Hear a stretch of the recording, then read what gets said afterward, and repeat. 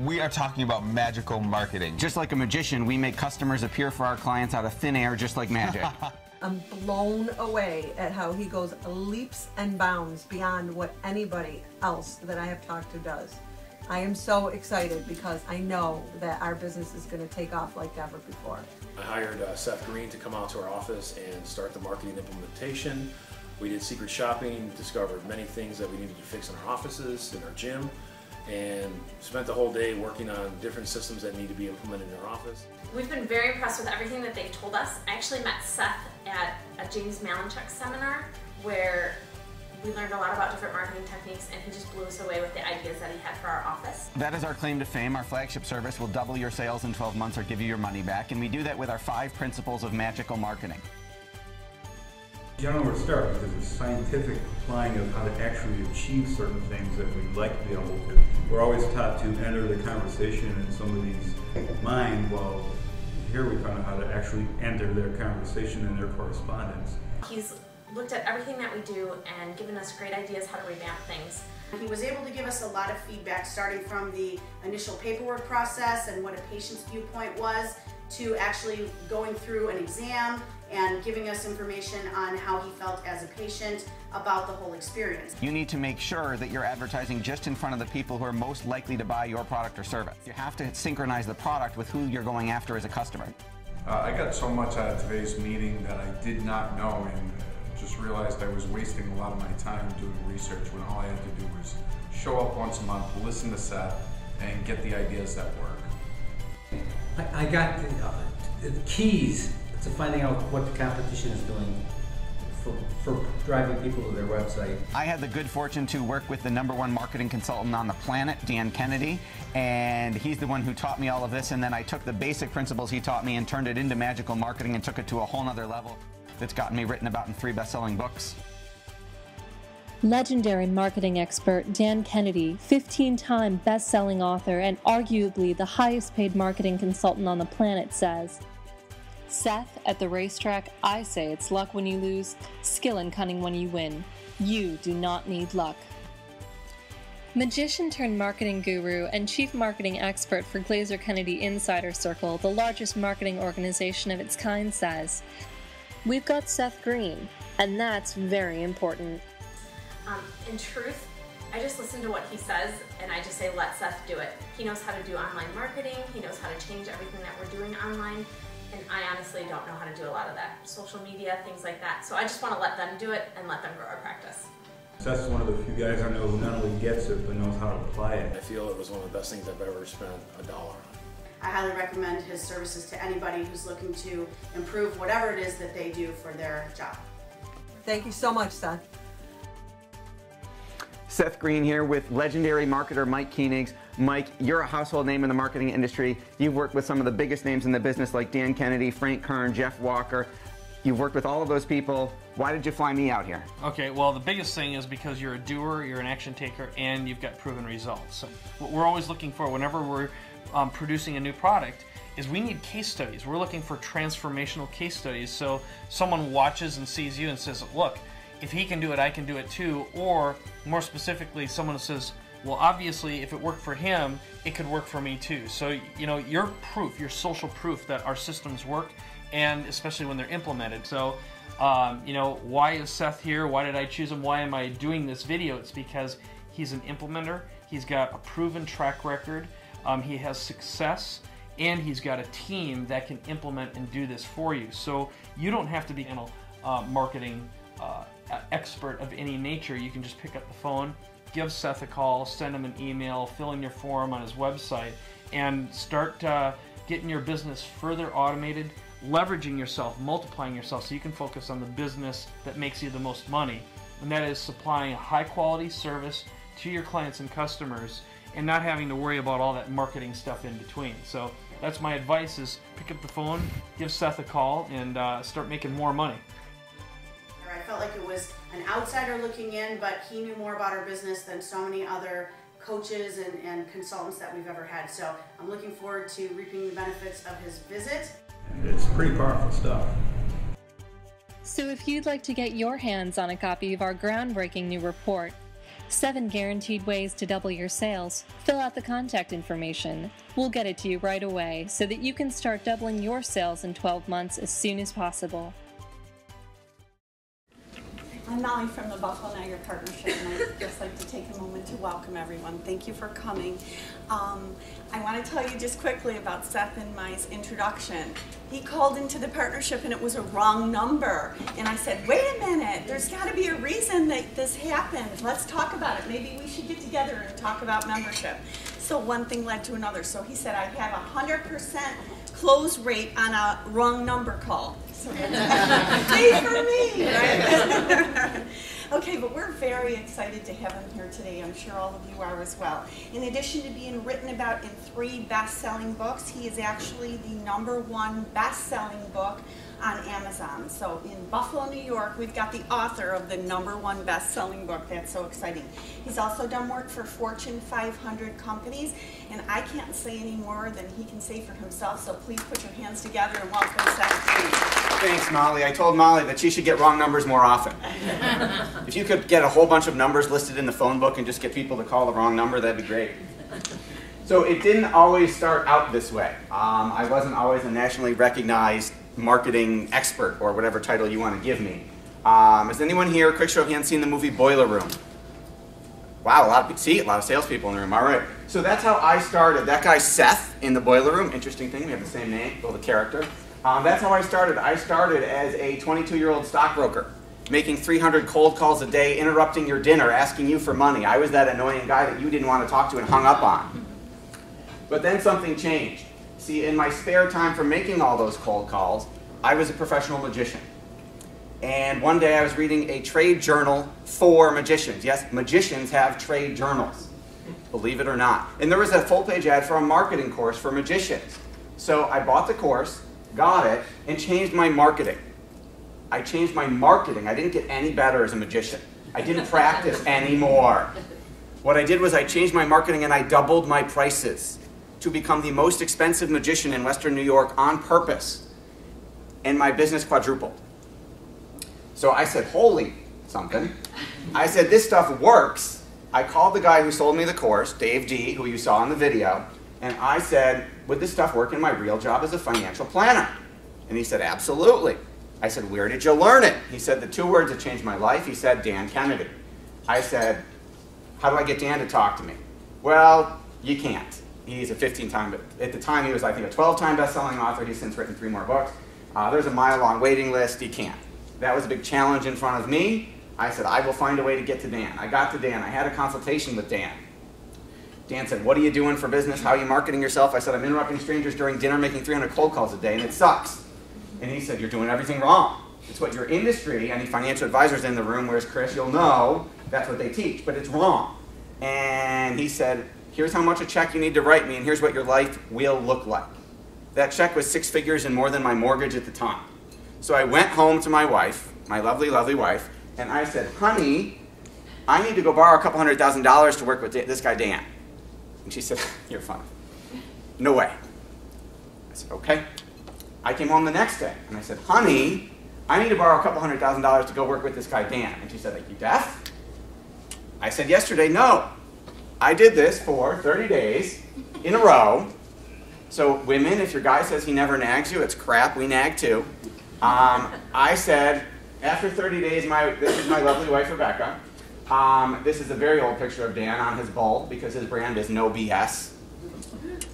So after 30 days, she caved and she said, okay, go borrow the money. You better pray this works.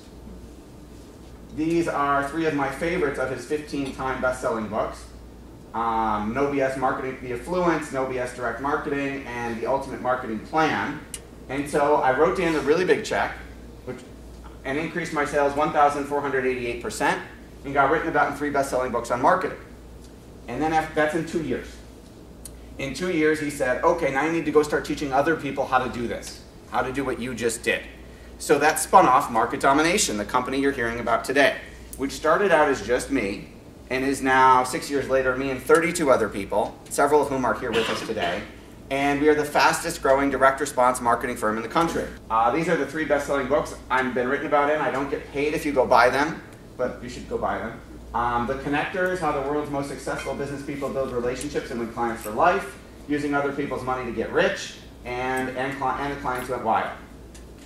I didn't update this presentation, but as of a month or two ago, my book is now the #1 bestseller on Amazon, so you should shamelessly go buy that. I do get paid if you buy my book.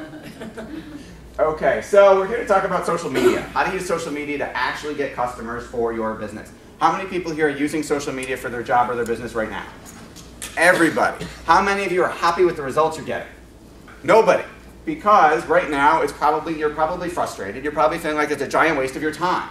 Or you don't have enough time to actually go use it to get customers because you're busy running your business, right? Yes, okay, that's the interactive part. So first of all, I'm going to go over, it seems like there's a new social network popping up every week, and you don't have time to figure out what they are. So I'm going to tell you the ones you actually need to be on, and I'm going to translate into something easy to understand that I'm sure you've all experienced, a donut. Has everyone here had a donut before? Yes. Yes, all right. I was in another country where they didn't have donuts, so I have to ask that question now, because not everyone knows what a donut is. Okay, so Twitter. How many people here are on Twitter? Okay, so Twitter is basically text messaging on steroids. That's how I like to explain it. You can send a 140-character tweet, that's a message, to all of your followers. So instead of, like, my wife doesn't talk on the phone anymore. She's a stay-at-home mom with 3 kids. She Facebooks. That's how she talks to all of her friends. One day she lost her phone, and she said it was a crisis, and because she doesn't back it up every day or every week. And she said, oh my God, I have like 3 play dates. How am I going to change them? I said, there's something on the mantle called a phone. She said, no, I don't have anybody's phone numbers. I just Facebook them. So Twitter, what if you could text message instead of one person, or those annoying group texts where it's 4 or 5 people and you don't know who's replying to what? Twitter will let you basically text message thousands or people or however many followers you have. So my donut example, what you would put on Twitter, because you only have 140 characters, is, I'm eating a donut. Now, I don't recommend that you actually post that you're eating a donut, because that's not valuable information about your business. The very first person who ever followed me on Twitter, I don't know who they were, but all day they posted tweets of what they were doing. A sandwich. I'm listening to Bob Marley. I'm going to the kitchen. I'm going to the bathroom. I unfollowed them because I said, I blocked them. I said, I don't need to know that. That doesn't help my day at all. So only post constructive stuff that you actually want people to know.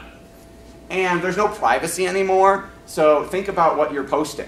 I'm an adjunct professor at Madai, and I teach their first college-level class in direct response marketing, and some of those kids have interviewed for jobs with us, some of whom I've hired, and some of whom I haven't. And if you're posting pictures, and tell your kids this if you're old enough to have kids, but if you're posting pictures of you being drunk and stupid the night before, your employers are going to see that. Now, there are all sorts of laws now about what you're allowed to fire someone or not hire someone for on social media, but be careful what you let them post. Facebook, everybody on Facebook? Yes, okay. All right, so here's Homer Simpson saying, donuts. So on Facebook, he posts, I like donuts, because you go like stuff on Facebook.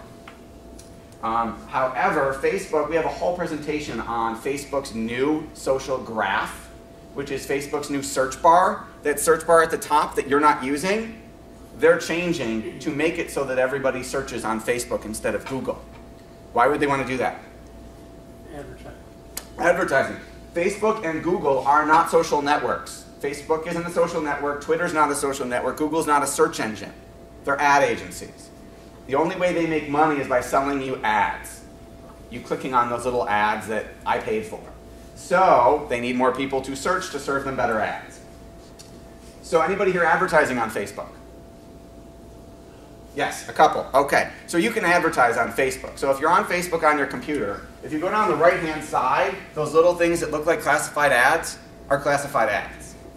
The beauty of that is called pay-per-click advertising, which means I can show my ad to 1 million people. If nobody clicks on it to go to my website, it's free. Free branding. If they click on it, then I pay per person, and I get to specify what I pay. I can say I want 10 cents a person. I want $2 a person. Depending on the market I'm going after, it might be more competitive. Here, let's take a quick survey. Let's guess. What do you think the most expensive keyword to buy a click on in the country might be? Sex. Sex? Ooh, interesting. All right. Insurance. Insurance. Getting closer. Anybody else want to take a guess? Wine. Wine. Fine. Free. The answer is mesothelioma. Asbestos-related lung cancer. And the reason it's the most expensive click in the country is because all the personal injury lawyers have bid it up so high. Because they want to do a class action lawsuit for you. It's literally $100 a click right now. Most Buffalo markets are 25 cents, $1. Don't become a mesothelioma lawyer. So here's how to cut your Facebook advertising costs in half for the 2 people who are advertising on Facebook right now. So right now, if you use Facebook advertising to drive to your website, Facebook will charge you twice as much money as if you keep them on Facebook. So if you use your Facebook ad to drive people to your Facebook page, 50% off. So if you were paying $1 a click, it's now 50 cents. So I just saved you a whole bunch of money. Send me a percentage. So these are the paid ads. This is Facebook pay-per-click down the right-hand side. Now the thing is, where Facebook is having trouble is right now they don't show on your smartphone. And more people are accessing Facebook via the Facebook app on their iPhone or Android. So Facebook is trying to figure out how to serve you ads on your smartphone, because otherwise in 5 years when nobody has a desktop computer anymore, Facebook is going to be out of business because they won't have any money. How Facebook advertising works, it is geo-targeted. You can say, I want everybody in the US, I want everybody in Buffalo. You can put in the zip codes you want. You can say, I only want people in 14221. I only want people in a 10-mile radius around my store. It is based on psychographic information. So you can say, I want everybody who's 21 to 35. I want 25 to 31-year-old females. If you were advertising in front of my wife, you would probably want the, well, I won't tell you her age, but we'll just say the 20 to 40-year-old female demographic married with kids in Williamsville.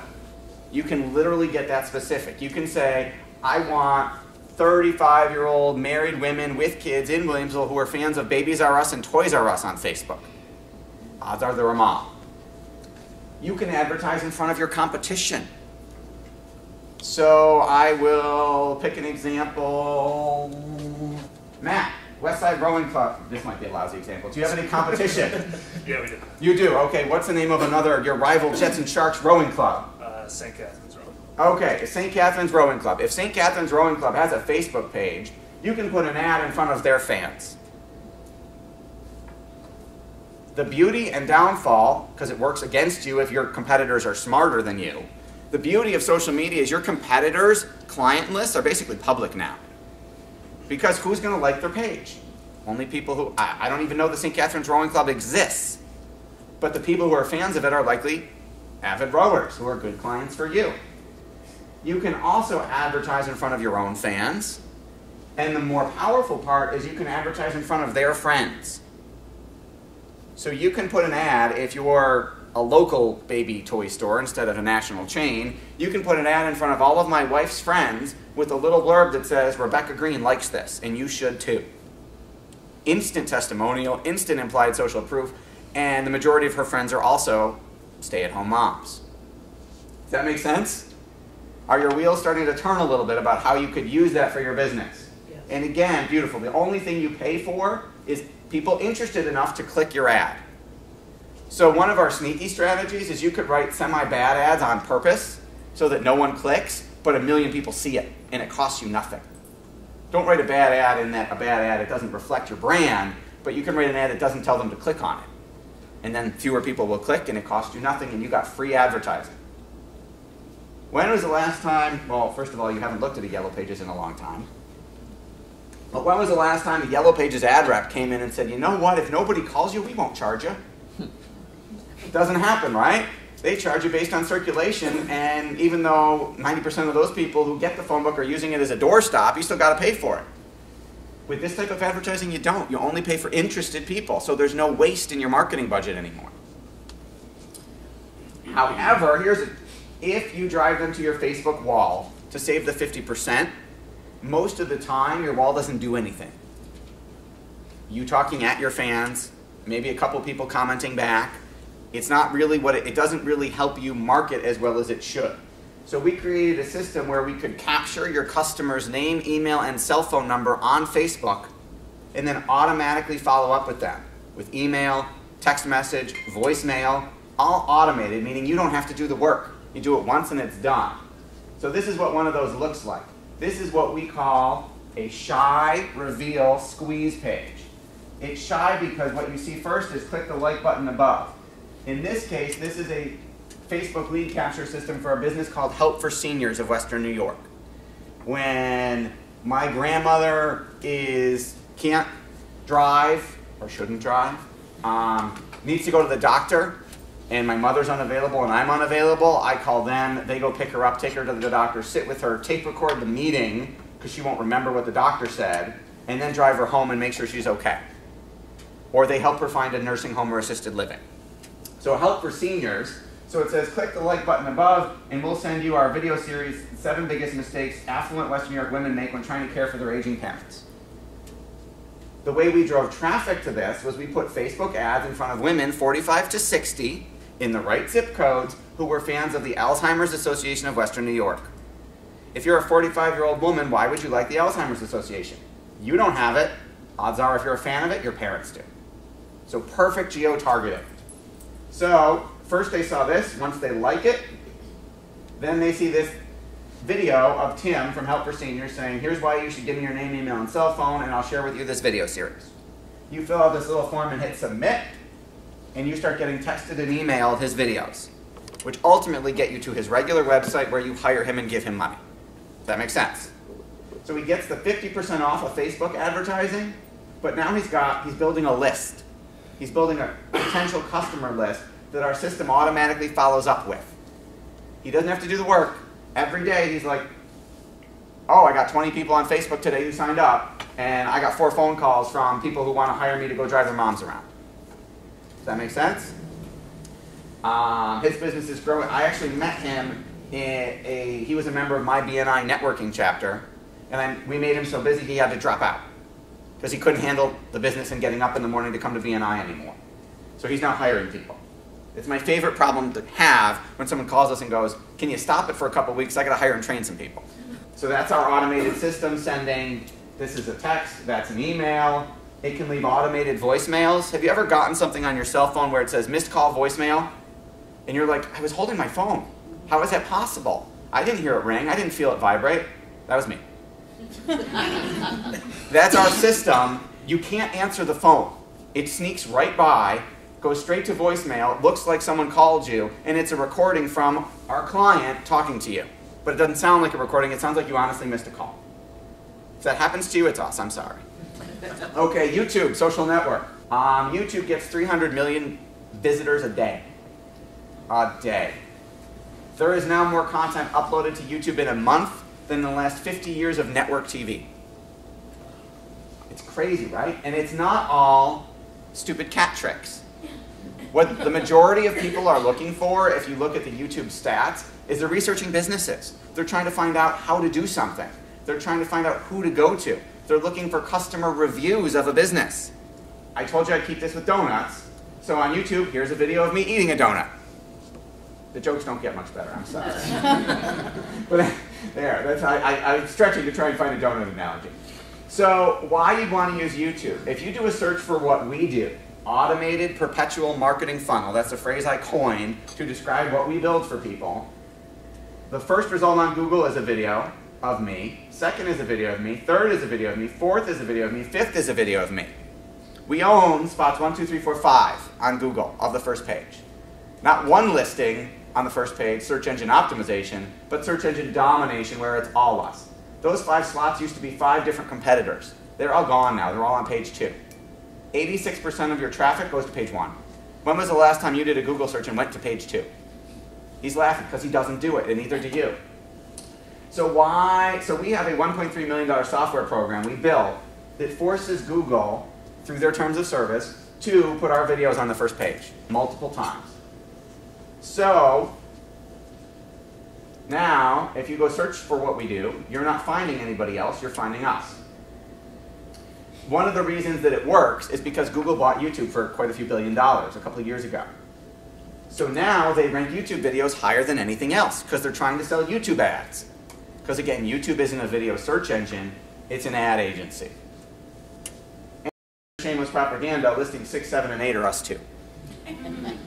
We own the entire first page. Now, I guess that's great for you, Seth. You're a marketing company. Would this really work for a local bricks and mortar Buffalo business? Okay, so this is a caterer of ours, Catering Buffalo NY, who is listing number 1, number 2, and you see some videos there with the same guy in them over and over. He's 3, he's 4, he's 5, he's 6, he's 7. He doesn't have 8 or 9. So what was the search? How did we get to that page where you own their whole page? Catering Buffalo. Okay. So number 1 and number 2 used to be Wegmans and Chevettas. He actually got phone calls from both companies going, "How did you do that?" And he said, "I'm not telling you. First, I don't know. I just wrote a check. And second of all, I'm not telling you." So the internet marketing manager for Wegmans was relatively sophisticated, managed to figure out that we did it, tracked us down, and then said, "I want to come interview for a job with you because I don't know how you did that."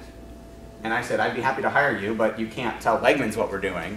And she ended up moving to South Carolina, so she doesn't work for us, but she's a smart girl. So LinkedIn. So I have to make a donut analogy, right? So how many people here on LinkedIn? How many people here have their resume on LinkedIn? A lot of people, right? LinkedIn has millions and millions and millions of resumes on it. So how am I going to make a donut analogy using resumes? What if my skills include donut eating? I told you they wouldn't get any better. So let's talk about using LinkedIn to get you business. Okay, so how do you use LinkedIn to get referrals? Because arguably the easiest prospect to close, other than a wrong number for Molly, is a referral. Where someone says, "Jane told me I had to use you and that you're phenomenal. How do I become a client?" That's the dream, right? You don't have to do any work. You just say, "Well, sign here and write me a check." So how many people here meet with their potential customers face to face? Okay, almost everybody. There are a couple of people here who just sell online, but most people face to face. So here's what you're going to do, or what you might pay us to do hypothetically, ahead of time. So this is an example. This is a guy, a client of ours, Steve King, who owns Clean and Clear Water Solutions. They do the only quadruple water filtration system on the market. If you're using Poland Spring or any of the other bottled waters and drinking those out of a cooler or in a bottle, you have no idea how dirty that water really is. It's kind of gross. You can literally smell the difference with his water. But anyway, so I looked him up on LinkedIn because we were having a meeting. So he's a first-degree connection of mine, which means I can go look at all his connections. I can go look and see everybody he's friends with on LinkedIn. So there's his list, and I did this on my smartphone, iPhone. That's why it says AT&T 3G at the top. And I'm looking through his connections, and I say, who do I want to get referred to? And I think Wendy Garrett Gotso. She's the director of operations at Auntie Anne's, the pretzel franchise in the mall. I said, ooh, I would love to do marketing for the pretzel company. My kids love their pretzels. So I said, hey, Steve, I see that you are friends with Wendy. How do you know Wendy? I used to work at Auntie Anne's. I used to work with her. You still talk to her? Because some people work with somebody 10 years ago. They get a call out of the blue. Hey, guess what? We haven't talked in 10 years, but I need you to talk to my marketing guy. It's not going to go over very well. He said, sure, I talked to her last week. I said, can you introduce her? Well, I said it better than that, but can you introduce me? Sure, I can. I'd be happy to. So the person you're meeting later today, go look them up on LinkedIn, find out who you want to be introduced to, because normally if you ask for referrals, a lot of times what do people say? Can't think of anybody right now. I'll let you know. I'll get back to you. I don't know who I would refer you to. Can you introduce me to Wendy? Sure. I know he knows Wendy, so there's my close rate of 100%. And now he doesn't have to think of anybody. He doesn't have to get back to me. It's a yes or no right away. And odds are if he's happy with me, he's going to say yes. So go check on LinkedIn. Because on LinkedIn you can see, what does she do? Is she a good prospect for me? Facebook you can't. Facebook, you could go through my profile and half those people might be my wife's friends and you wouldn't know. And they wouldn't be good prospects for you. So on LinkedIn, go search the next person you're having a meeting with, find somebody you want to be introduced to and ask. Worst they can say is no. But I guarantee you, even if you only get half of them to say yes, that's a whole lot more referrals than you had yesterday. If you don't have time to do this, we of course shamelessly have a service where you give us the list of all your meetings for the week and we'll give you back and you tell us who your ideal prospect is and we'll give you a list of here's all the people you're meeting with this week and here's who you should ask for a referral for. Okay, how many people here are in a LinkedIn group? Okay, fabulous. So in this case, LinkedIn will suggest a group if you're not in one, groups you might like, And a group is just a whole bunch of people who agreed to congregate together on LinkedIn under the auspices of one specific topic. So in this case, I've got independent financial advisors, wired advisors, social media marketing for financial advisors. We have a separate program just for financial advisors because they have sales prevention departments, compliance, that are nightmares. And because I own a financial advisory firm and started out there, we understand how compliance works and how to write stuff that actually gets approved. So, wired advisors, social media marketing for financial advisors is a good prospect for that service. 2,724 members, possible clients for us. So I go join the group, and I'm looking through the posts, and I see Stephanie Sammons wrote The Competitive Advantage of Blogging. She is the founder of the group, 8 tips for running social media promotions. She helps financial advisors and business professionals build online influence. She's the CEO of Wired Advisor, which is a magazine for financial advisors. So I connected with her, and we're now running a joint promotion where she's endorsing our stuff and we're selling her stuff, called a joint venture. Another sneaky trick is if you're in a group and you post something in that group, it then shows to everyone in the group. So if I am a home inspector and I get all my business from real estate agents, I would go join groups of real estate agents in Buffalo and then give them tips on how to pick a good home inspector that just happened to reflect me. And then all of a sudden, I've got more business. Does that make sense? Yes, okay. So you want to go, if you're not in groups already, or if you're only in a few, don't just join groups that are networking for your business. Go join the groups that your customers might be in, or your referral sources. If I'm a financial advisor, I would go join groups of accountants and estate planning attorneys, people who see affluent individuals who have money, because financial advisors don't really want to help poor people. The commission on that's kind of lousy. LinkedIn, it has one more revenue stream than Google and Facebook. LinkedIn is an ad agency. They also try and sell you a premium account for 25 bucks a month. Those are the 2 ways they make money. As an ad agency, they sell, same thing, pay-per-click advertising just like Facebook and Google. So this picture right here, that's an ad. This thing at the top, that's an ad. Again, costs nothing if nobody clicks. Free advertising until someone goes to your website. So on LinkedIn, you can advertise in front of exactly who you want. You can say, I need someone who sells business to business as an example. Anyone want to volunteer? Nobody here sells business to business. Ah, there we go. Okay, what do you sell? Accounting services. Accounting services to business owners. Yes. Okay, so you could theoretically go here and place an ad in front of every business owner in Western New York. Or you could narrow it down and say, I only want businesses that do $2 million in sales. Or I only want businesses in the construction industry, whatever your niche happened to be if you had one. Does that make sense? You're selling business to consumer. You're a financial advisor. Well, you want business owners, sales professionals. You could advertise in front of just the accountants for referrals. Wheels starting to turn, hopefully. Somebody say yes. I know you're. Yes. Thank you. All right. Okay. LinkedIn also. This is this little search bar. If you click on advanced next to it, you can do really cool stuff. You can do what's called negative search. So say you wanted consultants but not social media people. If you type your word in quotes and then what you don't want with a minus sign, LinkedIn will filter for you. And so now what's coming up is all of the consultants who aren't in social media. So I could say I want all the financial advisors who aren't at a major brokerage, aren't at Morgan Stanley. You could search for business owners who don't blank. You're looking confused, so I'm going to use you as an example. What? Yes, you. What do you do? I book space at a restaurant, Templeton Landing. Really good restaurant. Yes. Okay. All right. Restaurant and special events. Okay, special event booker at Templeton Landing. So who is your ideal customer? Well, that's the thing. It's a, so it's broad. a wide range. Right. Okay, give me one, and you're not going to get billed for this, just so you know. Give me one customer. Who was the last event you did? The Boy Scouts last night. All right, so that's probably not going to work on LinkedIn.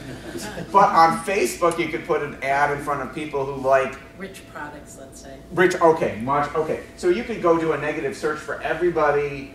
You could, first of all, on LinkedIn, you could find everybody on LinkedIn who works at Rich Products and put an ad in front of them saying, hey, you should have more events, or whatever it is. Or you could say, I want... So the person who made the decision there who booked you is probably maybe either an events manager at Rich Products or in HR or something.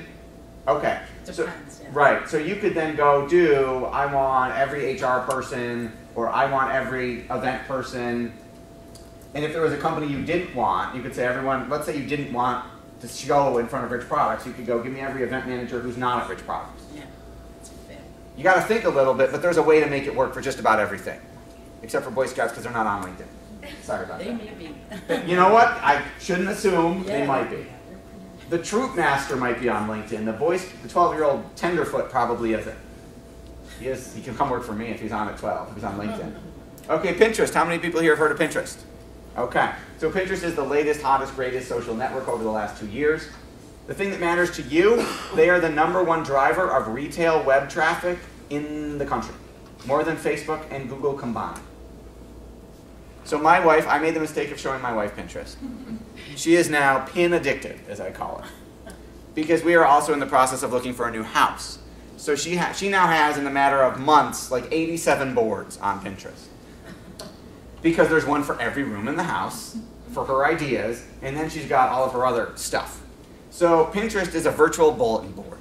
So you would have a cork board, I still have them in my office, and there's stuff pinned up to it. This is just a virtual version of that, where everybody else who follows me can see what I've pinned.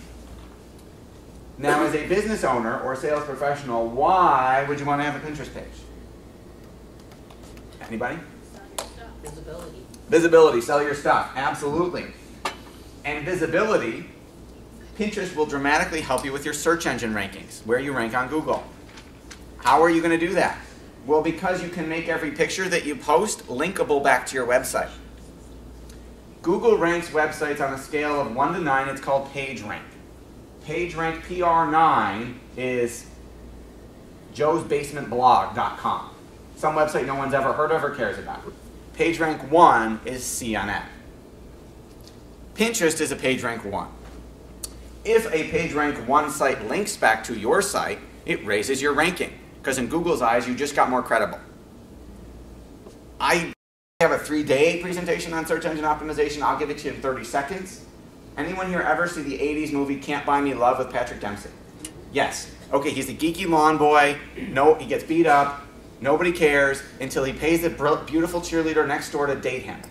The first day they walk down the hall together holding hands, he's instantly cool. Google works the same way. Google is the ultimate pretty girl. She won't like you until another pretty girl likes you. Guys, ever had this experience? There's a girl who won't give you the time of day. As soon as you get a girlfriend, she likes you. You're like, damn it, where were you 2 months ago? Before I got married, it used to happen. Actually, since I got married, it happens even more. There's a wedding ring, all of a sudden I'm more attractive. I don't know why. Girls want stuff they can't have. Guys do too. I shouldn't discriminate, but Google works the same way. Google won't like you till another pretty girl likes you. Pinterest, very pretty girl. The more pretty girls who like you, the higher up you got. That's search engine optimization, 30 seconds. So Pinterest, my donut example, and this is a stretch, but here is a recipe of a donut.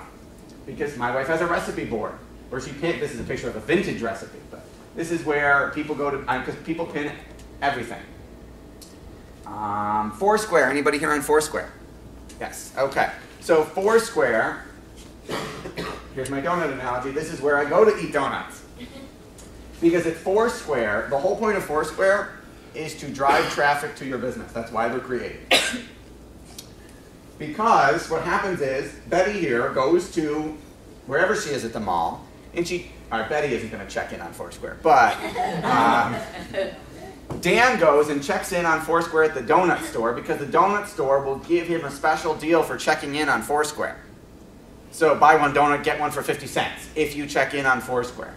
Now, why do I, as a donut shop owner, want Dan to check in on Foursquare? Anybody? Yes, exactly. Because Foursquare is tied to Facebook, and when Dan checks in on Foursquare, all of his Facebook friends will see that this is where he goes to eat donuts. And they'll say, ooh, I'm hungry, I want a donut too. You know, Dan really knows his donuts, so I should go there. So if you're a business, you need that drives people physically into your location. You want to be on Foursquare, and you want to have special offers for Foursquare people, and then you want to promote to them that you've got it. So they will come back more often to get more deals. Foursquare also has the service where if you check in enough times to a business in a certain length of time, like a week or a month, you get to be mayor of that business for a day. And the person who's the Foursquare mayor for a day gets special deals. And you as the business owner get to specify how many times they have to check in to become mayor. And then hopefully you get a contest going and people are competing, coming back to be the mayor because you've got such a great deal. And all of a sudden, they're getting fat on your donuts. Does that make sense? Okay. Okay, so what you should do next is you should go to ultimatemarketingmagician.com. You don't have to watch that video that you saw at the beginning again, because that's where it is. But you're going to fill out the name, cell phone, contact information form, and I will give you a free video series that for a week and a half that will literally walk you through how we double your sales in 12 months. That is our claim to fame. We double your sales in 12 months or give you your money back. And the way we do that is by building an automated, perpetual marketing funnel. Automated as in you don't have to do the work once it's done. Perpetual as in runs on autopilot, whether you're sleeping or on vacation in Tahiti, doesn't matter. You're sick, got the flu, doesn't matter, keeps running, runs by computer, never takes a day off, never gets sick. And it's a marketing funnel because your prospects come in at the top, and at the end, after they go through all of the steps, come out as customers giving you money. So it will show you that funnel, the entire funnel has 133 steps. It's expensive because it's a lot of work for us. So you can go a la carte and say, I just want one step. I just want Facebook. I just want you to get my website on all over the first page. I just want X. X is a whole lot cheaper than the whole thing. So you can go a la carte and create a custom package. The other issue we've got is we only accept 34% of people who want to work with us. The reason we have to do that is because I can't have 4 caterers fighting it out on the first page of Google in Buffalo. It won't work. Because if there's 5 different videos from 5 different caterers, how are you going to pick? You're going to have to watch them all. And then it's just the same as if there were 5 different listings. There's no competitive advantage anymore. So I can only work with one caterer locally because that way he owns the whole page. Now, if you wanted to do something for Templeton Landing, it just couldn't be under Catering Buffalo. It'd have to be under something else. But for example, we can only do business with one estate planning attorney in Buffalo. Because when you go type in, get my will done, or estate planning, I can't have 5 people fighting it out. We can only have 1. So that's why we can only accept 34% of our clients, because we might already have somebody who does what you do. The advantage you've got of being really smart and being here, because Molly told you to come here, is that in Buffalo, for whatever reason, I don't know if anybody else feels this way, Buffalo technology-wise seems to be, and this is a technical term, in a little bit of a black hole. Buffalo as a city seems to be about 10 years behind. Yes, okay, some people are laughing, so that means you've experienced this too. So 80% of our clients are national. Only 20% of our clients are local. Because for whatever reason, some other people who aren't here in Buffalo just don't get it. I don't know why. We only opened to Buffalo clients in the last year because I tried 6 years ago, and I got tired of explaining why you need a website, why you should be on Facebook, what internet marketing is. And I said, I can't do this every day when I have clients from Chicago, New York, Miami, LA who say, you know, Home Depot says, let us cut you a check. You know what? I will tell you a really funny story. So it took us 6 months to get through the bureaucracy. We represent 4 Fortune 500 companies, Home Depot, ADP, MetLife, and Aflac. And how Home Depot started was, the way Home Depot works is if you go in and buy windows, they try and sell you their contractors to come and install the windows. Or they come and install your new roof or your new door or whatever it is.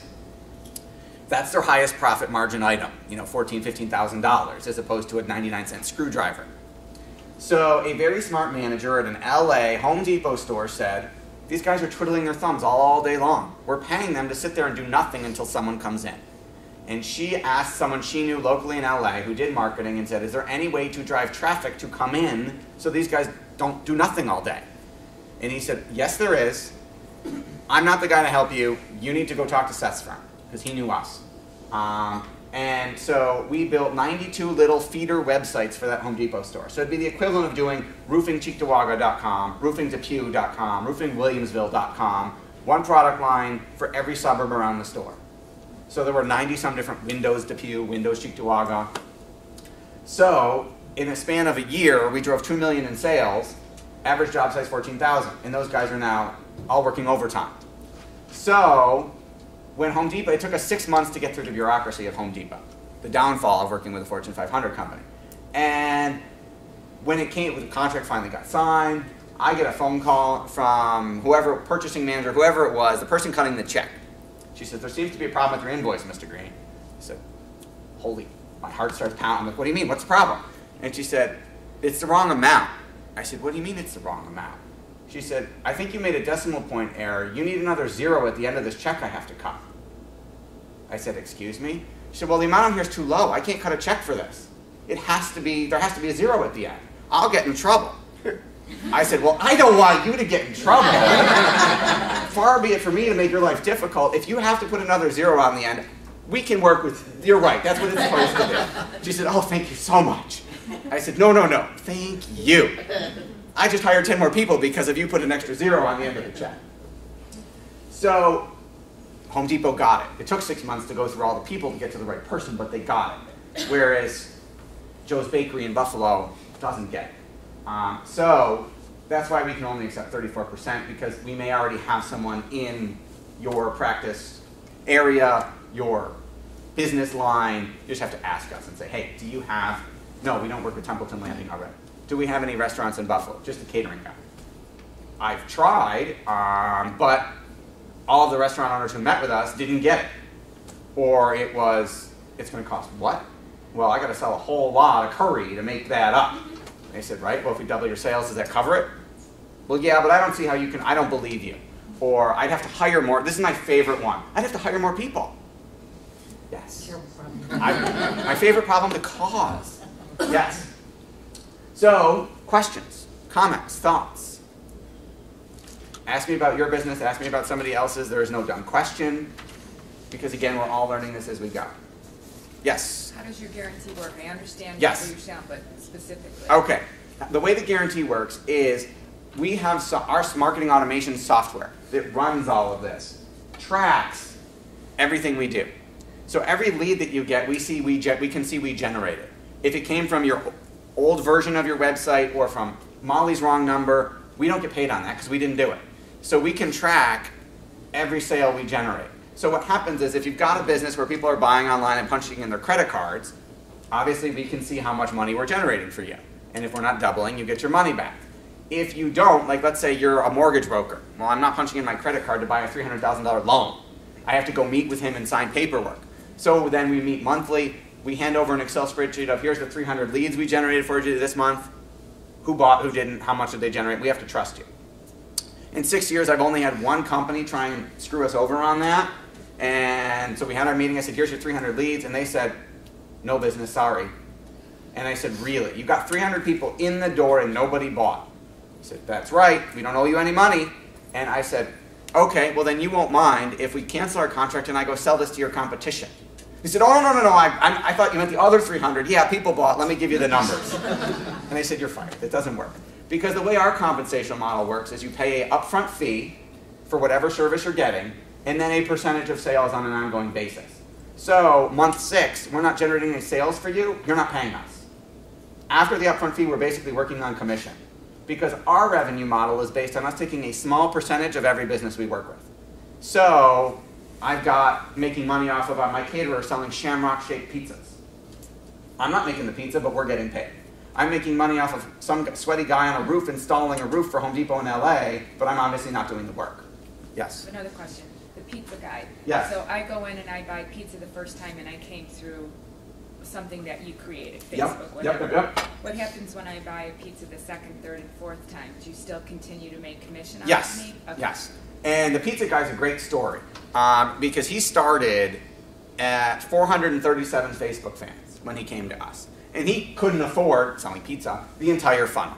So he said, I want a lead generation website, one of those things where you opt in, your customer punches in the name, email, and cell phone for $3 off a pizza, or whatever it is. And I want my Facebook. So that was the package we did for him. We took him from 400 Facebook fans to over 5,000. His business went up 25% the first month, 30% the second month, 50% the third month. We doubled in 3 months. Results not typical. That's why it's 12-month guarantee, not 3 months. He hired more people, unfortunately. They're teenagers. So I will occasionally get phone calls going, I had to fire someone I caught stealing, or he crashed his car, or more drivers. So he is a very happy camper. So he now has, in addition to Chicken Pizza Works, which was his original business, and Chicken Pizza Catering, he is a low rent caterer, like $8 a plate, so not competition for Templeton Landing by any means, because you're not serving pizza, you're at 30 or 50 bucks a pop. We will if we have to. You will. My son would like some chicken fingers, my 6-year-old. So he has Chicken Pizza Works, he has cateringbuffalo.ny.com that you saw. He now wants to do budget weddings, where it's your backyard wedding and you don't want beer and pizza. So we now have honestweddingcatering.com. You can go see what those sites look like. They are what I call ugly lead generation sites. I would tell you, keep your pretty brochure site that doesn't get any business but that you're proud of, and let us go build you something ugly that actually works, and then you have both. There was a question behind you. Yes? My interest was for Pinterest. What would you suggest for a business that's not selling something, more like a professional service company? What would they put on? Great question. Can we use you as an example? Sure, I'm a public accounting firm. Public accounting firm. Ooh, okay, so that could be fun. So you could do pictures of the IRS 1040. You could do pictures of happy clients saving money on their taxes. You could do pictures of Uncle Sam. You could do pictures of what are you going to buy with your tax refund? Here's a new DS, here's a new Nintendo Wii, here's a new flat screen TV, because it doesn't matter because they all link back to your site. It doesn't matter. One of the tricks on Pinterest, it doesn't matter if anybody clicks. Obviously, we would love them to click and go back to your site. That would help. But the first goal of Pinterest should be raise your Google ranking. So it doesn't matter if the picture is garbage. If it still is a page rank, Google can't see what the picture is. They can only see that a page rank 1 site Pinterest has linked to you. Now don't go put 500 pictures of crap, because no one's going to, I mean, that's not the goal. But theoretically, you could do that and it would still work for Google. Does that make sense? Okay. Other questions? This is the cheapest time you'll ever get from me. Yes? How do you separate your professional life and your personal life? I have a phenomenal staff, some of whom are here. You see Sarah, our VP of Video Production, who I stole away from MTV in New York, who's absolutely phenomenal and did that video. You see Dan. Dan's gonna wave. One of our projects. Specific. If I'm a company, yes, and I represent my company, yes, you know, on Saturday I go out drinking with my friends. Yes. But Monday through Friday Saturday at noon, yes, I am an engineer. Yes. And that's a very different thing. Yes, so prettiest engineer I've ever seen, by the way. So I need to divide my online personality. Yes, personality. Personality yes, into 2 different places. Correct. So that they go to my Pinterest correct, for engineering and correct, not affinity for wine. Absolutely. Okay. You can have multiple personalities online. I've actually got 27. You can set up multiple Facebook pages, multiple Pinterest accounts. So you absolutely want to keep your work and home separate. So for example, you can, what's interesting is my wife follows everything I do on all of this stuff. So you will see her like the video of this presentation. You will see her, and then if you follow her, you can watch all of her Pinterest posts and everything, and my kids. But yeah, you need separation between church and state, for lack of a better term, because you don't want your clients seeing you trashed online. Yes, you can separate that. So yeah, you absolutely should, and you can. Unless you're in a business where you're trying to sell your personal life. And there are businesses where that works. Engineering, not one of them. Because they don't expect you to have an affinity for wine. They expect you to be buttoned down and conservative and all that stuff. So you would have a separate Facebook page. Separate Pinterest, separate. Yes? I thought I heard you mention that you own a financial services firm. Correct. Which one is that? Silver Spoon Financial. It's the one I started, but obviously I don't trade stocks every day because I'm doing this because it's a lot more fun because I don't have to worry about compliance anymore. Okay. But you still have all your licenses? Yes, because I'm not giving those up in case I ever really want to use them. Okay. But we don't do this marketing for that firm because I'm not trying to grow it anymore. I'm not looking for clients. I'm too busy having fun on the marketing side. Because I get to, I've never had, I mean, we have a close to 97% retention rate on the marketing side. Because everybody's happy. The worst phone call I get is, oh crap, I got to hire more people. So it's not, you lost me 300 grand in the stock market, I'm pissed, I can't retire now. We can help you avoid that, but I don't want to do it as much. Yes. Is Twitter falling out of popularity? My 16-year-old son said yesterday, nah, nobody's tweeting anymore. I mean, I'm 51, I reveal my age, but I can't keep up with the technology that it's going so fast. Yes. And to be able to apply it to our business, Yes. it's really difficult for me to I agree. grasp that right now. Is Twitter going away? Your son is moving on to the next social network. Okay. But no. Twitter's about to go public for many, many billions of dollars. Okay. So no, Twitter is actually, Twitter got smart and they have made their advertising tools, again, it's an ad agency, better than they ever were before. So now you can promote your business on Twitter much easier than you used to be able to do. So Twitter is not going away. If anything, it's getting bigger. He's just on to the next cool thing. Okay. Which we got my son a DS, and 3DS, and he got bored of the Star Wars Lego game in a week. And I was like, I spent $300, why don't you play anymore? I'm bored, I need a new game. It's like, okay, I'll get you a new game as long as you play, otherwise I'm returning the thing and getting my money back. So the kid's attention span now is so fast. Right. You went over a lot of stuff. Yes. So as a business person, you Yes. kind of go, all right, well, I've got to divide up my time Yes. some way. So how would you prioritize, Yes. Facebook versus a LinkedIn versus a Pinterest versus... Yeah. Great question. I forgot to answer the rest of your question. I'll come. First of all, we're videoing this. This will all be online. So if you opt in on that ultimatemarketingmagician.com, I will email you all a copy of the video so you can watch it more than once. And second of all, when you're trying, this goes for both of your questions, there are some really great iPhone apps. I'm not an Android user, so I can't help you there. But for example, how many people here know what Instagram is? Okay, so Facebook bought Instagram for a couple $2 billion. I need to start one of those. So the Instagram app will let you take an image and post it on like 5 different social networks with one button. So for example, the image doesn't have to be a picture. You can use your phone to take a picture of your website and then post it on Facebook, Twitter, Foursquare, and like 5 other places with one button on the Instagram app, and it will all link it back to your site. So there are apps, both desktop and smartphone based, so that you don't have to go post things 7 different places. Excuse me. How you prioritize is I would go by which is going to have the biggest impact on your business the fastest. I would call that the fastest way to the cash, because that's what you want. You're here for more business. So depending on your business, that's going to be different. The financial advisor, LinkedIn, is going to have the biggest impact the fastest. The retail store owner, it's probably going to be Facebook. So again, it depends on the different businesses. What does Acumed do? And is that what we're talking about? It is. Medical products. So who are you?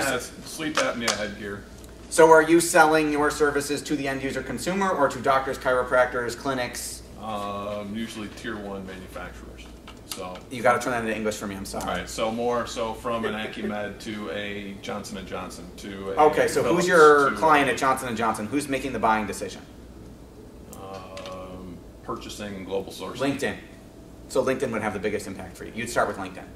Ultimately, you want to do them all, but the purchasing manager or whatever at Johnson & Johnson may personally be on Facebook, but she's going to be a lot harder to find on Facebook than on LinkedIn. Because on Facebook, she may not list her job because she's trying to have a different personality than her job. So I would start with LinkedIn for you.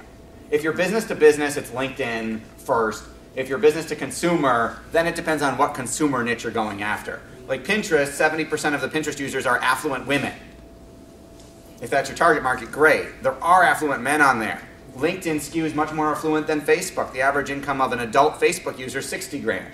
LinkedIn starts at 120. You want richer customers, they're on LinkedIn. I'm going to go from this side of the room to that side of the room just because I can't remember all your hands. Did anybody have a hand up over here? Yes. Yes. I wanted to know how Foursquare would affect, how we work it with NPR. With NPR? A nonprofit organization. Oh, I thought you meant the radio station, which is also a nonprofit. Okay. With a nonprofit, you use it for fundraising. So we do stuff for Special Olympics. Do you have events? Yes, we do. Foursquare, check in at the event. Get a free bumper sticker. Get a nicer seat at the beggar table. Get a photo op with the celebrity guest who's here as our host of honor. Start spinning. Anybody else over here? Not yet. Yes. I work for an architecture firm, and sometimes I find it really challenging to determine how best to utilize social media. Currently, we're only on LinkedIn, and I saw some of the firms in the area are getting on Facebook too. But what are your thoughts on that? Are you residential or commercial? Commercial. Okay. So you absolutely need a Pinterest page with pictures of all of the buildings you've done. your visual. I can't get it unless I see the art blueprint or see the picture of the finished building. Showcase your work. You can have a free album on Pinterest. And then your commercial. So who are the people who are hiring you for buildings? The business owners.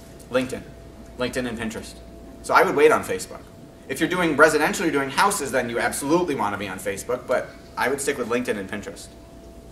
Yes? So my company's on LinkedIn, and we just have our nice picture with our information about our company, which we stole from our website. Right. What else can we do to make We call that repurposing content, by the way. I mean, what else can I do to make it more attractive, other than posting our updates? I mean, are there there's stuff on top that I can add, but I don't know what to do.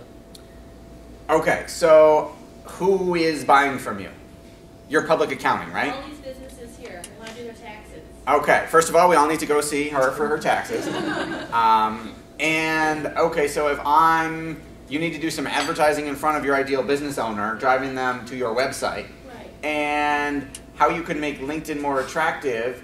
What do we want? What do we want to learn more about? You have probably forgot, how long have you been in public accounting? Myself, personally? Sure. Oh, just a year. Just a year. Okay, how long has your company been around? 60. Okay, so they've forgotten more about accounting than I ever want to know. Yeah. So there are probably things that you think that you just do normally in day-to-day life that I would think are revolutionary. That I'd be like, I didn't know you could do that. So for example, I was talking to my mortgage broker yesterday and he said, don't file your taxes yet. File your corporate, don't file your personal, because we can change the return around, the category that stuff is in, and it'll qualify you for a bigger mortgage. I said, seriously? He said, yeah, it matters whether it's meals or entertainment or labeled other stuff. And I said, I never knew that. No clue. I'm talking about the tabs, though. The careers, like, aren't there multiple tabs? Yes, you can have multiple tabs. You can even have an app. Yeah. You should have a LinkedIn app. But what's going to matter is the content. So you want to be giving away stuff that your customers want to know about or don't know. So it could be how to overcome the 7 biggest mistakes business owners make when trying to hire an accounting firm. So now all of a sudden I'm learning all the mistakes those other accounting firms make and why you're the only solution. So honestweddingcatering.com is going to say stuff like, don't go to if you're on a budget, here's why we're the best. Or so the small personal injury lawyer, the one guy office, is going to say, here's why you don't want to go to Celino & Barnes. Or Celino & Barnes is going to say, you don't want a small guy because he doesn't have the infrastructure to support it, and the insurance companies are scared of us because we drive motorcycles and we're bald and whatever else. Does that answer your question? If anyone here is from Celino & Barnes, I apologize. But listen, personal injury lawyers are a really easy target. They're just happy you're talking about it. Yeah, that's probably true. He said it, not me, but that's probably true. They're going to get hits off of your video. They're going to get hits off my video, that's right. Yes? You admitted, and I think we know that Buffalo is behind the times when it comes to Absolutely. technology. So with that in mind, if we're trying to draw more from the Western New York crowd, which social media should we use? What are the top 3? Or it depends on who you're going after. Let's say it's universal. So I could probably tailor our company, choose almost any of them. You're going to want to, that's a great question. You're going to want to pick, because the more specific and focused your target market is, the more you can dominate it. So I will give you an example from the financial advisor space. In traditional financial advisor land, you're taught to send out, let's say send out 15,000 seminar invitations. I'm sure you've all gotten them in the mail. They look like a wedding invitation. You get excited, you open it up, and it says, come retire soon. And you're like, damn it. And then it says, free food. And you're like, oh, okay, I'll go. Which is why they get a whole bunch of plate lickers, people who are only there for the free food, because the biggest picture on the invitation was the free food. And it's at Templeton Landing, and they want to go check it out for free. So they send those invitations, 15,000 out to one time, to everyone over the age of 60 in Western New York with $100,000 in their bank account. And that's too broad a market, because the only thing those people have in common is they're over 60 and they've got money. Now, and the average response rate is 0.5 to 1%. So if they get 10 or 15 people to show up, they're thrilled. Contrast that with a program we did for another financial advisor. We figured out that the clients he liked the most, that reflected who he was, that he had the most fun working with, were Republican hunters with money. Don't judge it. This is just a marketing example. So what we did, this was back when Hillary Clinton was the front runner for the Democratic nomination, back in 08 or 07.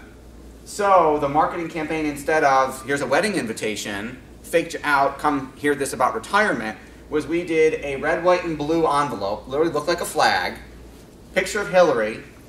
Remember, we're hired guns, so don't be offended if you love Hillary. Picture of Hillary and the crosshairs of a rifle. And it said, is your portfolio Hillary-proof? And you opened it up, and it said, if you're like me, last weekend you were out trying to bag an 8-point buck. I don't know what that is, but again, we get paid for this stuff. But you'd really love to have Hillary in the crosshairs of your rifle, because you're terrified she's going to get elected, take your guns away, and decimate healthcare and all this other stuff. But you can't really shoot her. It's illegal and probably immoral. But she's gunning for you. Come to this event, find out how to Hillary-proof your portfolio, find out what stocks you need to sell, what industries you need to get out of before she gets elected. Don't quote me on this and don't get excited and don't expect it from us. Results not typical, but we got over a 20% response rate. We sent it to 238 Republican hunters in his city with over 100 grand. 60 people filled that room. He lived off those prospects for a year. Ultra-specific, micro-niche targeted market. Because to those Republican hunters, we can spend more money, smaller group, marketing exactly to their biggest fear. Hillary was going to get elected, take their guns away. You can't do that if you're marketing to everybody. So, while you can be all things to all people, you'll get much better results faster if you pick a small, narrow niche and own it. Because I guarantee you no one in your business, no matter what business you're in, is doing anything like this. As a financial advisor, when I started learning from Dan, the market I picked was estate planning attorneys who were partners in their law firms.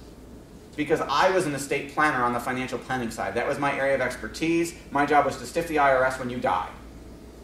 So the estate planning attorneys all saw my ideal client for their will and the trust. And it's a small enough group that everyone in Buffalo knew each other. They were all on the same committee at the Bar Association, so they could all talk about me when I wasn't there. I went to so many of their meetings, they thought I was a lawyer. But in X number of years, 13 years or whatever, no estate planning attorney ever called me and said, I got the same thing from some other advisor. I taught at financial advisor conferences and still do that exactly what I did. Showed them my free report on how to overcome the 7 biggest mistakes you make when planning your estate. I showed them what I was doing. No one ever tried to copy it. First of all, I own the market. They wouldn't have been able to, but no one even attempted it. Because this is Buffalo and we're lazy and we're ignorant, other people who aren't here, and so they didn't do it.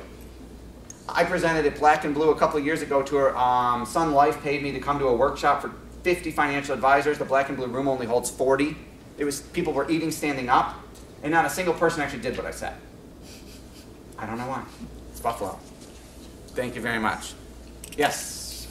You got a question? Well, I work for Mass Mutual, and we have, here in Buffalo, we have Yes. over 90 advisors. Yes. We obviously promote LinkedIn due to compliance. Right, you're only allowed to do certain things. Yes, exactly. So my agents are always asking, well, how do I differentiate myself on LinkedIn? Because the other 80 agents that are surrounding me are Yes. also on LinkedIn, Yes. and Buffalo's so small that we're all connected to the same people. Buffalo's not as small as you think. The market is big enough for anybody in any business. I mean, seriously, you can't talk to 300,000 or 1 million people. You just can't. So, first of all, that mental belief is not true for their part. And second of all, how they differentiate themselves is I could literally do marketing for an office of 30 because each one of those guys or women is going to be going after a different target market. Right. If you niche the way we teach. So, for example, if you go after seniors with money, they're going to overlap. There are only so many old people with money. But if John in Office 1 is going after golfers, and Jane in Office 2 is going after quilters, those paths are never going to cross. And so they have the ability to find that out through LinkedIn? Yes, there is no... We have a relationship with the largest list broker in the country because we do so much of this for our clients. So there is no privacy anymore. I can buy anything on anybody.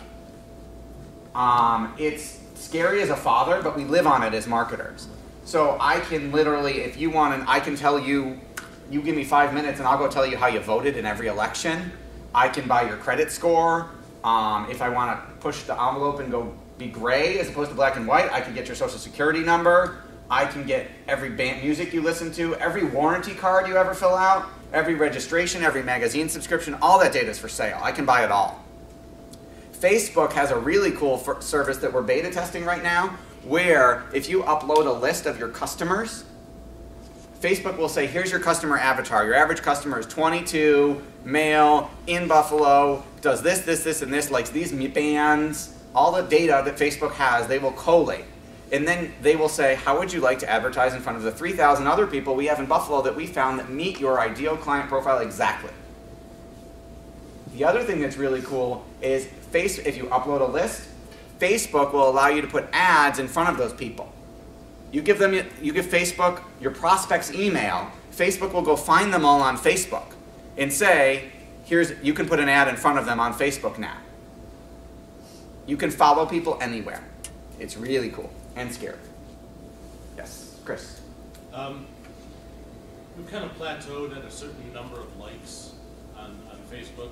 A couple years ago, we saw a Daily Deal website in Western New York do a contest to build their likes. Yep. Sabres tickets. Yep. And they got a few thousand likes within the first couple of days. Yep. A, would you recommend that? And B, if you do, how do you retain those likes or those clients after the contest is over and you're back to the same old mundane, posting industry-specific material and articles and whatnot? That is a great marketing, that's a great question, thanks. So first of all, contests are a great way to build your fan base on Facebook. We have software that runs them for you. We're doing this for the Chameleon store, the Mall and Galleria right now. And I made them a client because my wife kept buying the beads. And I said, I better get some of this money back. So contests work very well. However, you have to be congruent in terms of what you're giving away. Like it has to make sense. You can't just be shamelessly free $25 gift certificate to my store. It's shamelessly self-promotional. I mean, like for example, iPads, iPhones, computer, stuff that people want. That you can somehow tie back to your business. Works really well. How you retain them, first of all, you shouldn't be posting boring, mundane, industry-specific stuff and whatnot, to use your term. Because the number one marketing sin, in my opinion, is being boring. People don't honestly, I hate to break it to you, but they don't care about you. They care about themselves. Everybody's favorite radio station is WIFM, what's in it for me? So if you're posting boring industry crap, they won't pay attention to you and they'll unlike you. So for example, one of the least sexy, but really good marketing strategies is a print newsletter, mailed physically to your customers or prospects every month. However, we've tested it thousands of different ways, printed millions of them, and the ideal amount of content in a newsletter, 75% should be personal, 25% should be about your industry. So one column about the latest, greatest thing in your business for one page, 3 pages about cute, fun lifestyle stuff, healthy living tips, crossword puzzles, employee of the month, customer of the month, fun stuff. Because we tried it where it was 4 pages of industry content, nobody read it. The only people who read it were the engineers. No offense. When we started changing the content, now here's this, for my own newsletter, for our business, I put a monthly column in every single month about what my kids are doing in a picture. My kids whom you know. And next to that, I post what I want my prospective customers to do. Buy this product, call us for this consultation. Whatever I put next to my kids gets the highest conversion rate. Because they call and tell me, oh, your kids are so cute, my kids blah, blah, blah, blah, blah, and oh, what was I supposed to do again? It's because it's next to the cute warm fuzzies. You want 75% warm fuzzy content, 25% hard industry stuff. So that's the way to still get the boring stuff in there, but not bore them to tears where they don't read or engage. It's the same thing on Facebook. 75% should be warm and fuzzy. Here's us at the Bison's game. Here's us doing whatever. Here's us at, here's the tip on how to save money on your 1040 or whatever it is. And then 25%, so Monday, Tuesday, Wednesday fun, Thursday boring, but matters to you, for lack of a better example. Yes, in the back. I represent the library system, and so everything's free. Free books, free downloads.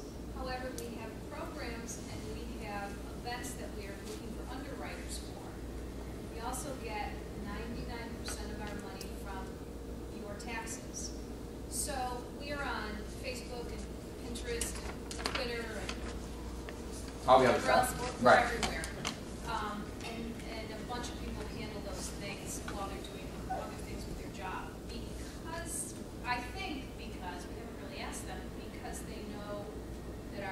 Tax money. millions of dollars are coming from taxpayer dollars, but it still costs us to Right. maintain their libraries and wellness programs and things like that. So is there one, I mean, is it LinkedIn? Because I haven't really done any try to sell sponsorships on LinkedIn or Facebook. I mean, we're Right. doing all the warm and fuzzy stuff in Right. those places. Okay, so for people who didn't hear, or just to make sure I understand, we're the library system, we have a preconceived notion where everyone thinks we get all their tax money and that's all we need, but we need to sell corporate sponsorships and get donations to support our events and the stuff that we don't get enough money from Albany for because Albany's broke. Okay. And Erie County is also broke, right. Okay. It's amazing. If you spend more than you make long enough, eventually you end up in bankruptcy. Sooner or later our government will figure this out.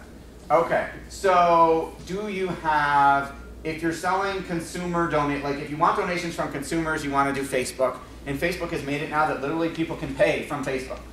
Right, we have not tried that. I would try that for the consumer side, and you go to your existing patrons and ask for money. And then on the business owner side, getting me to sponsor an event, I would start on LinkedIn, but depending on your budget, you will get a higher conversion, honestly, off of a well-done direct mail donation package. Okay, and we do a lot of direct mail. Okay. But if you combined it, like you generate the lead on LinkedIn and then follow up via direct mail, and then drive them back, that's what I would do. Thank you for that advice. You are very welcome. Happy to help. Yes. Yes, I actually, well, talking about government entities, I actually work for the Conference Center in Niagara Falls, which is a state entity. And we're doing fairly well. I mean, probably sales equivalent to a downtown hotel. But now we're trying to, it's really an economic stimulus to the area.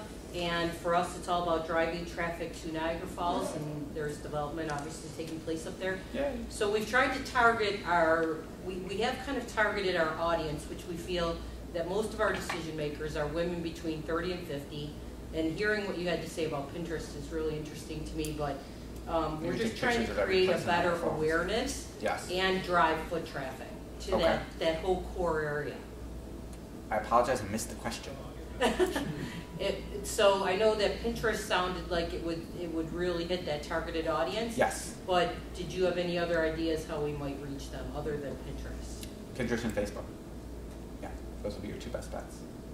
And tie them together. Yes. What about Foursquare for that? Oh yeah, because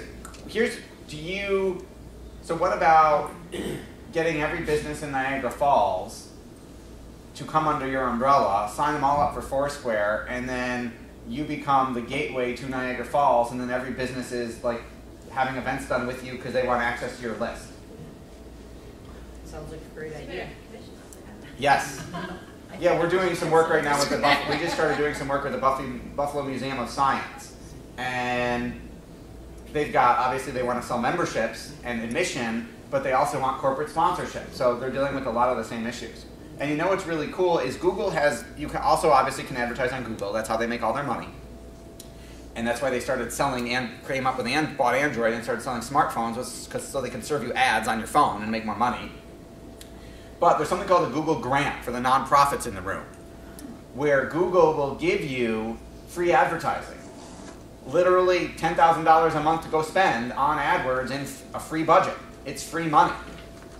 If you're a nonprofit, go check. I don't know if it applies to every nonprofit, but go check out Google Grants, because when they called us and said, we have 120 grand to spend, I said, all right, sounds like a good deal to me. And they said, yeah, it's not even our money. I said, that's even better. Well, we host a lot of large events with thousands of people because we manage not only the facility, but 3 blocks of the street that So I, as a consumer, would come to attend the event. So to drive traffic to the event, you'd be on Facebook and Pinterest, and then you want to get me to register for the event, so you now have a list of these 5,000 consumers or whatever, and then go to the business owners and say, hey, how'd you like to put out a mailing to 5,000 people and charge for the service, and all of a sudden you're now an ad agency too, and you can make a boatload of money on the list. And then once you've got that list, it's a whole lot easier to get someone to sponsor your event, because now I know how many people I'm going to get in front of as a business owner. Right. Great advice. And now you're in a second business. Sorry about that. Public accounting. So when I'm on my company's Facebook page and I do my posts, and I can see, like yesterday we had 130 views, but the post before had like 40 views. What is drawing that? Is it drawing because maybe it was a YouTube video, or maybe it was a picture versus just a text, or one had a tweet in it? Does that help? Yes and yes. So as an accountant, you probably talk about ROI, return on investment. On Facebook, it's ROE, return on engagement. So what you want to do is start, this is more work for you, but you want to, or us, you want to start tracking, here's what our post was, here's how many people saw it, here's how many people commented on it. The number of people who saw it divided by the number of people who commented is your rate of engagement. You want to get that percentage as high as possible. So this is how you tell if your content is boring or not. If no one talks about it, it was either boring or you posted at the wrong time of day. Because remember, people, when you post, 100% of your audience isn't on Facebook right now looking at it. On average, it's about 16%. So there are different times of the day and different days of the week where more people are stereotypically on Facebook. So you want to post during those times so that you have the best odds of the most people seeing it. But you also want to watch your content and see what engages with people the most. We actually can help, that's one of the things is we help you develop content that actually gets people to participate because, okay, so we have another presentation on sneaky social media stuff, and there's a service we teach called wall jacking, which is how to get your competitors' fans to like your page. You jack them from another wall. What happens, the way it works is Facebook will literally send them an email driving them back to your page instead of your competition. So John, my pizza guy, sends me a list of all the other pizza places around his pizza place saying, here's who I want to steal jack wall fans from. The only problem with some of those places hadn't posted in a year. And they had like 600 fans. And there was nobody commenting on anything. And I said, there's no point. There's no community there. There's nothing to take. Whereas John, we post for him every day. He posts too. So there's lots and lots of content. We're always running contests to give away free food. Guess the score of the Sabres game. Create a flavor of pizza. We've got a Shamrock pizza. Who's your favorite Irish celebrity? I mean, all this stuff to get people to participate. Because it doesn't matter if you have 5 million fans. If no one ever does anything, it's worthless. Can I follow up? Yes. I noticed if you put an event on your Facebook page and you do a Google search, your event can drive. Is there anything else that can drive a Google search on Facebook? Yeah, all of Facebook is indexed on Google. So if your stuff isn't showing up, it's because you're not compelling Google to make it show up. So the more people that respond to stuff, the more likely it is for Google to index it because, again, Google is a pretty girl. What do pretty girls care about? I don't mean to offend the pretty girls in the room, but it's a popularity contest. So if no one's ever commenting on your stuff, if nobody's in the hall gossiping about you, you don't matter. You need all the people talking about you so that Google will care. Yes?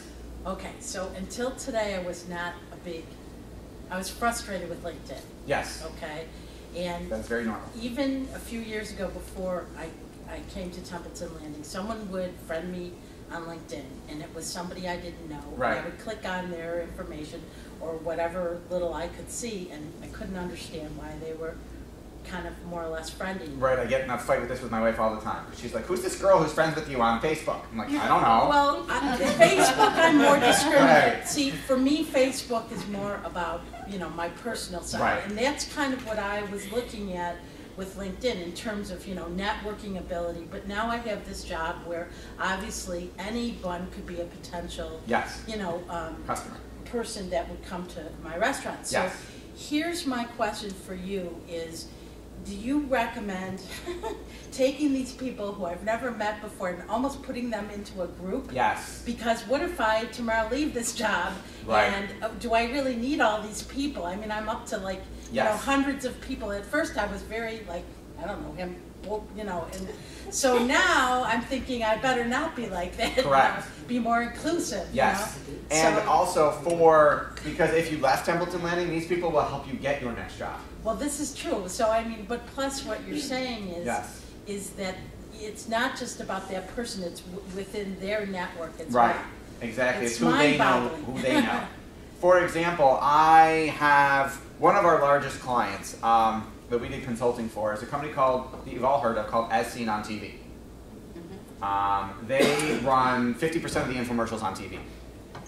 And the way we got that client was I am a huge fan of Shark Tank and Dragon's Den, the business capital venture reality shows, and I'm working on another book about all the stupid mistakes people make when asking for money on Shark Tank and Dragon's Den. It drives me nuts. Good idea. Because we've done lots of venture capital for our clients, and we can tell you, yeah, this doesn't work. So anyway, I have made that known that I am a fan of those shows at another networking organization I and a bunch of my staff belong to called BNI, Business Networking International. And one of my friends in BNI says, hey, I know you're a fan of Shark Tank. I see this event where Kevin Harrington is coming to Buffalo to speak, who used to be a judge on Shark Tank, thought you'd like to know about it. And I said, oh yeah, heck yeah, I'd like to know about it. And it turns out that for this organization, the event was like $300 a ticket. So, and it was during a day when I had like 6 meetings already. I moved them all, paid the $300, took off of work, and went to go hear Kevin Harrington speak. Because at the time, not only did I want to meet him, but I also had a client who was working on a product that would be perfect for an infomercial for him. So, I tried, everybody after the speech is asking him for his autograph. Can I get my picture with you? Will you sign your copy of your book? And I said, that's not going to differentiate me. So I walked up and I said, Mr. Harrington, I'm here to take you to the airport. And he said, oh, that's great. Thank you so much. Are you from EO, the organization that was hosting the Event Entrepreneurs Organization? I said, as far as you know. I said, so let me know when you want the car ready. He said, okay, great. So I got Kevin Harrington. So I called my wife and I said, it worked. And she's like, I'm driving, it's my first billionaire cab ride. And she goes, in your car? I said, honey, I've seen the guy on Joan Rivers, How'd You Get So Rich? He's a billionaire, his house is 15,000 square feet. There's no car in Buffalo I could run out and buy right now that would impress this guy. Yeah. All I could go with I could either get a Lexus or a Mercedes, and that won't do him any good because he's got 7 Bentleys. And she said, well, will you at least clean your car? I said, sure, honey, I got about 5 minutes, I will run out, because I work, I will go dump all the stuff in the front seat in the trunk. So I got Kevin Harrington in the car for half an hour. So I thought about getting lost on purpose to the airport, but I figured that wouldn't go over very well. So I gave him my client stuff, and he's like, okay, this looks great.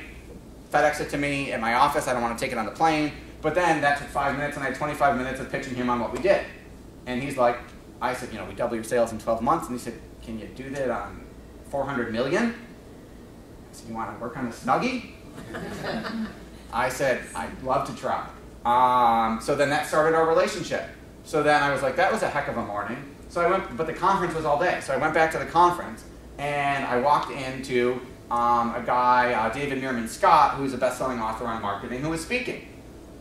And he had some really good stuff. The New Rules of Marketing and PR is his book, one of his books. It's awesome. I highly recommend it.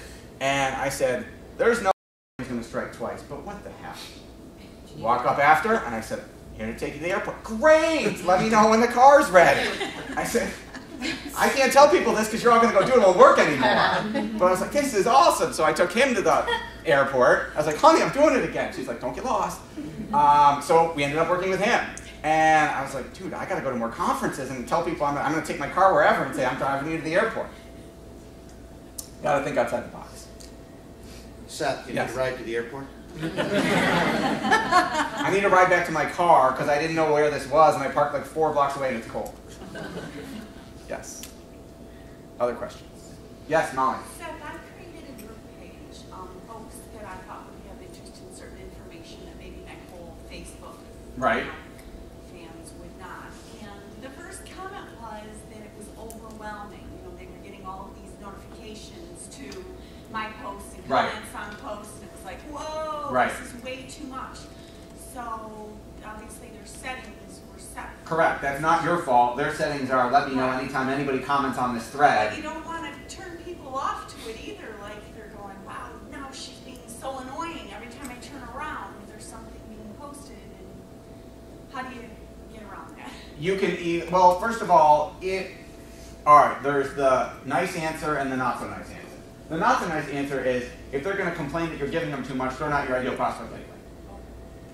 Because the people who want you will want to devour all of your content. I will warn you, when you sign up for this, you're going to get bombarded from me, from ultimatemarketingmagician.com. You're going to get an email every day. And I might send you text messages, I might send you lots of other stuff. And if that's not right for you, you will opt out. You will say, I don't want to get this, and you're not a good client for us. However, my goal, we tell all our clients, is to be marketing crack. I want you addicted. I want you going, oh man, I need another fix, I need another fix, I need more of this, I need more. And that's usually what happens, is people go, oh my God, it worked, I got new sales. How do I give you more money so I get more of this stuff? So first of all, tough for them. Second of all, you could post on, here's how to change your settings if you want to receive less information. Which I did. Then you should be good. But my daughter told me, you know, you can confirm if it's true, that a lot of people like rather than comment to avoid that. Because once you start commenting and if your settings are set for that, then you're receiving all of these notifications and if you've got it set. That is true. Email boxes Yes. being filled up. So she said, you know, her friends tend, unless it's something really important that they want to comment to, they'll tend to just click like. It also depends on... That goes with how can you tell them Right. if the content is appropriate or being well received if they're not commenting. If they're not commenting, then it wasn't good enough to make them comment. Okay.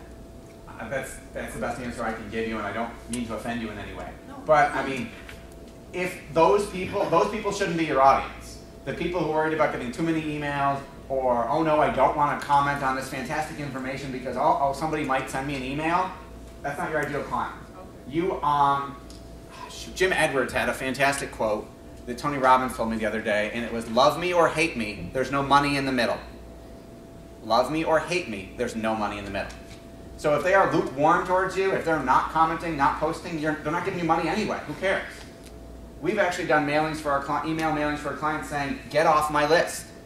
If you're just deleting this every time it shows up in your email, just opt out, please, so I don't waste my time emailing you. Because you want your rate of engagement to be as high as possible. Tell them, listen, don't buy this if it's not gonna. I mean, it's called negative reverse selling, where you tell people not to do something. It works really well. I learned it from my 4-year-old daughter, where we'd say, whatever you do, don't laugh, and she can't stop giggling. And then I said, ooh, this could work even better. So then it was, whatever you do, don't go pick up your toys. Leave them messy all over the living room. Don't clean them up. No, I want to clean them up. So get off my list. No, I want to be on your list. And then they start commenting. Push them away and they will come back. It's the same thing with dating. In high school, you wanted the girl you couldn't have. If she said, sure, I'll go out with you, you'd be like, really? I'm surprised. That's just my experience, nobody else's. Seth, I'm getting ready to launch a new product line or a new division of our company called mailthisback.com. And it's going to launch in a couple weeks. It's a recycling service to manufacturers.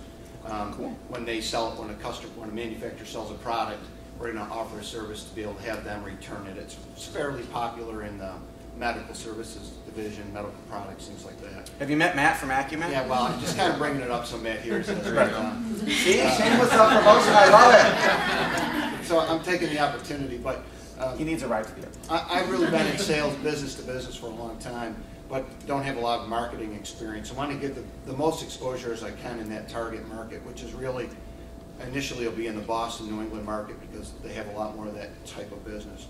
Any suggestions you can give me on how I can get exposure on my new product line or my new division of our company? I could give you a list of 101 different things. I'm going to try and give you 3 in the interest of time. 1, write a book. Okay. If you literally write the book on it, and it doesn't have to be long. A book could be 30 pages, 50 pages. You could read it on an airplane. It's still a book. Then you're the ultimate authority because you wrote the book. Then number 2, I would, because it's such a specific market, you could probably buy a list of all the manufacturers, and you could pick which person you wanted there in that area. There probably aren't tens of thousands of them. I would think the biggest bang for your buck you'd get is honestly mail them. Direct mail. Good old-fashioned U.S. Postal Service. Works really, really well because fewer people are doing it, because they keep raising the prices and because they're going to go bankrupt. Because they can't run a business. Yes? Our biggest thing that we do is we book artists in cultural organizations and schools. Cool. So for us, though, we don't make money unless we get to book our artists. Okay. And our artists make less money if we don't book them. Right, because they need to sell their art? Right. Okay, with you so far. What are some of the better social networks that we could convince our artists to use to help us sell them? Okay, it's funny that you bring this up. See, everything happens for a reason. Because we actually have done work for several different art marketing organizations. And like Indie Made and thebestartcoach.com. So there are actually 10 social networks just for artists. They're separate. If you email me, I will send you the list because I don't have them memorized off the top of my head. But there are social networks that aren't as big as Facebook, obviously, for specific niches. So artists have over 10 of their own social networks depending on the type of art. Sculptures versus painters versus Crayola crayons, I don't know. But, so you would want them on those networks, and I'll be happy to email you the list. There are social networks based on ethnicity. There are social networks based on where you work. So literally just like your cable channels are now micro-fragmented down. We don't have 3 channels anymore, we have 300. And there's a channel literally that's just infomercials all day long.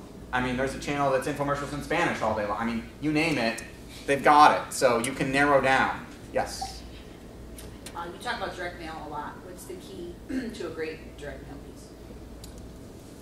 How many hours do you have?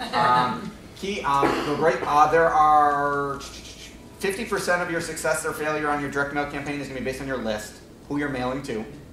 The 30% is going to be copy cosmetics, how it actually looks. And the remaining 20% is your offer. Your offer? Your offer, what you're offering them, what you're selling. And how you matched it to those people. Can I chime in here? After meeting with Seth, I got a package in the mail, which was a thank you card. Here's to the beginning of a sweet relationship and 2 gourmet brownies. It was really fun and exciting. Definitely memorable. So. And we actually have a direct mail marketing campaign that converts it 100%. And the guy behind it is sitting in the back. Mark, wave your hand. Okay, so that's Mark Moscato from AEP Fulfillment. And I don't know if he's looking for more business right now, so he might be mad at me. But it's called our Shock and Awe box. And some of you may get it in the mail. We'll see. It is a giant box of stuff that will get you to go, oh my God. See, now I ruined the surprise. But every single person who gets it writes us a check. But it's really expensive. But our ROI on it is over 300 to 1. So, like Kevin Harrington got it and literally called me within 30 minutes. Like the secretary called and said, he's in a meeting right now, then he's got another meeting, then he's flying to New York. But as soon as he gets out of that meeting, before he gets on the next one, I'm going to grab him and show him this because it's so cool. We had a local client, a local large client, that actually tracked down Mark, called him and said, your company name was the one that shipped this to me. This is the coolest thing I've ever seen. Tell me about it. And Mark's like, well, it's Seth's idea. I don't know, but we just make them for him and send it out. But like they tracked him down and found it. So direct mail, if anyone tells you it doesn't work, it's because they did it wrong. And the thank you card with the brownies came from sendoutcards.com/Seth. If you go to sendoutcards.com/Seth, you can sign up for a free trial. It does all sorts of sending out cool stuff. You can send gift cards, you can send presents, you can send magazines, you can send all this cool stuff, or just your cards. It will also turn your handwriting into a digital font, so it looks like you wrote the card. How many businesses do you have? Quite a few. I'm a serial entrepreneur. I can't help myself. Sendoutcards.com/Seth.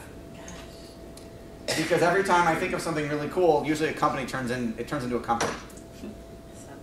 It's a lot of fun.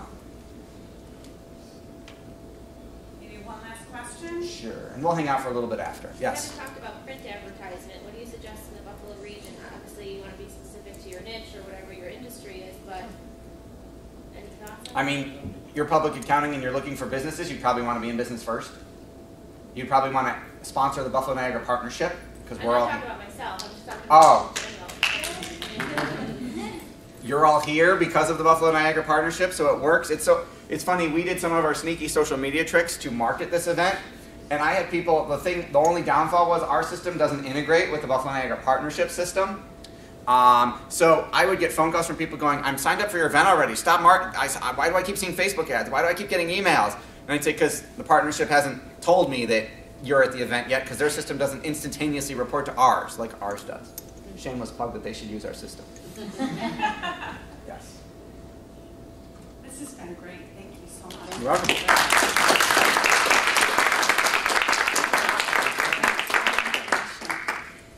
A lot of good tips, right?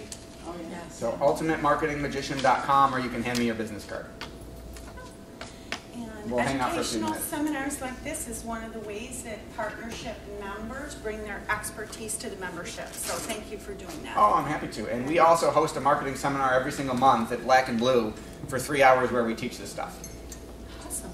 Yes. Do you do anything on a consultation basis, or is it just, send out the email and then we decide? yes, you can buy our time, where you can pick our brains and do it yourself, or get inspired to write us a really big check, which is obviously my shameless goal. But yes, we do. You can do consulting by the hour, sure.